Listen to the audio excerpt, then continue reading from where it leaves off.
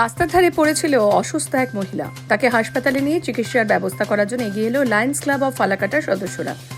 ঘটনাটি ঘটে আলিপুরদুয়ার ফালাকাটা শহরে। স্থানীয় সূত্রের খবর, এদিন ফালাকাটার ধূপগুড়ি মোড় বাজার সংলগ্ন এলাকায় এক অসহায় অসুস্থ মহিলাকে রাস্তার পাশে পড়ে থাকতে দেখেন বাসিন্দারা।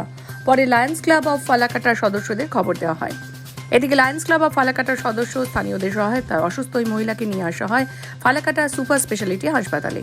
বর্তমানে অসুস্থ ওই মহিলা ফালাকাটা সুপার স্পেশালিটি হাসপাতালে চিকিৎসাধীন। জানা গিয়েছে, অসুস্থ ওই মহিলার নাম মুখী সান্তাল। তার বাড়ি ফালাকাটা ব্লকের তাস্টি চা বাগানে। এদিকে লায়ন্স ক্লাব অফ ফালাকাটার সদস্যদের এহেন ভূমিকার প্রশংসায় পঞ্চমুখ ফালাকাটাবাসী।